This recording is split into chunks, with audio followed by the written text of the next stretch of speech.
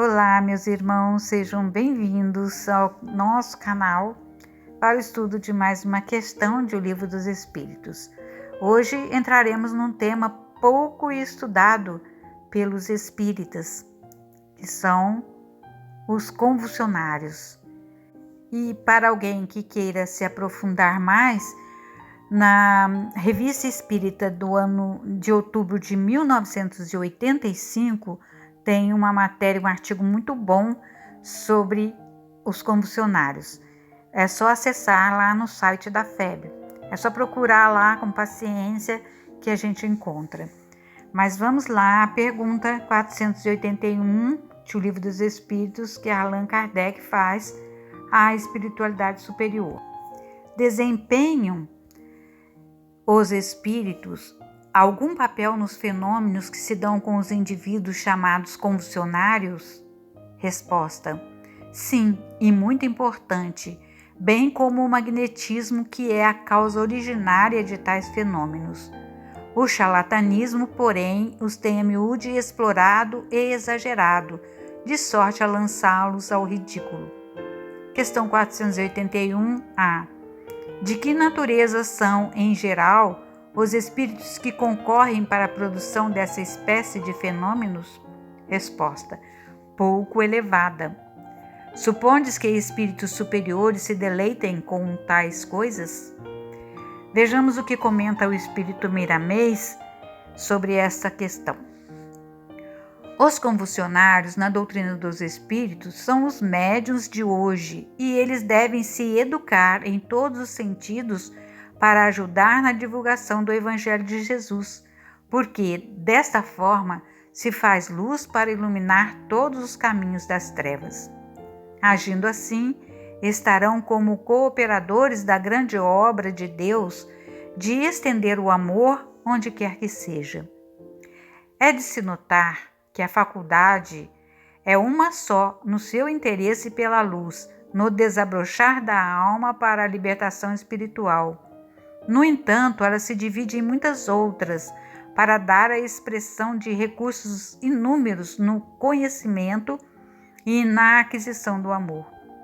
São oportunidades para a iluminação da alma, porém, muitos companheiros, em se lhes faltando o discernimento, trilham guiados por sua vontade ou dirigindo-se a outros caminhos errados. Os chamados convulsionários formam uma dessas divisões das faculdades espirituais, seja a convulsão espontânea ou provocada, sem deixar faltar o agente comum, que é o magnetismo, que obedece à força mental, acompanhando os caminhos traçados pela vontade. Ele recebe o comando da alma encarnada ou desencarnada e obedece. Os que abusam dos chamados convulsionários, usando dos fenômenos que resultam desta faculdade, respondem por seus efeitos.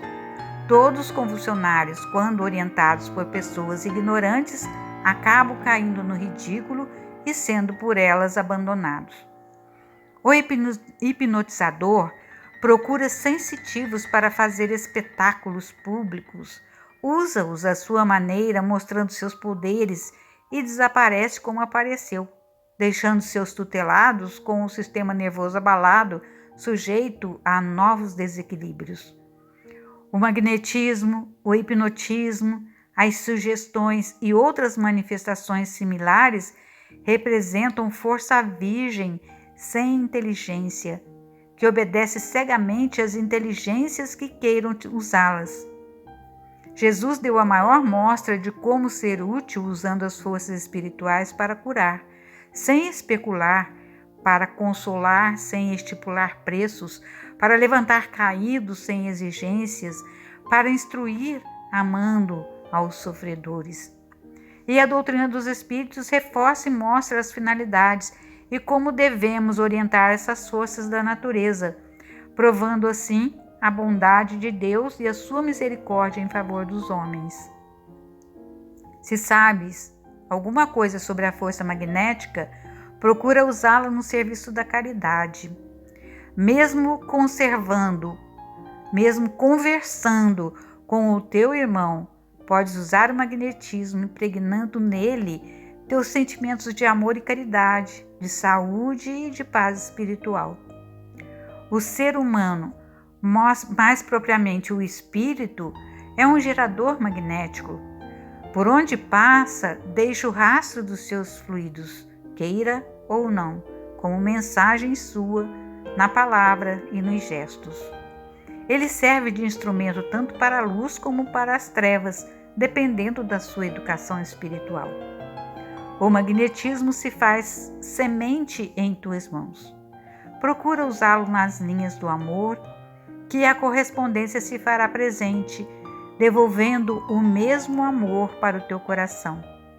Mas se o usas para o mal, já sabes o tipo de espírito que pode te ajudar. Não precisa comentários. Se para o bem, a ação já indica espíritos benfeitores. Antes de entrar nesse campo de operações, não te esqueças de ti mesmo, do teu preparo na arte de lidar com as forças sutis da natureza. Elas tanto te elevam quanto podem te atirar a um fosso de erros. Procura estudar os grandes pesquisadores e a orientação de Jesus para que possa ser feliz, abrindo caminhos para a felicidade alheia. Toda a ordem de fenômenos é perigosa, principalmente quando os orientadores procuram se satisfazer a si mesmo, obtendo vantagens pessoais. O charlatão, mesmo que pareça bem posto na sociedade, mesmo que se encontre aparentemente feliz em família, mesmo que nos pareça cheio de tranquilidade, não acredite nele, pois é como o edifício que se eleva sem alicerces, e quando tem algumas bases, elas estão sobre a areia. A qualquer ventania provocada pelos desmascaradores, desmoronam repentinamente.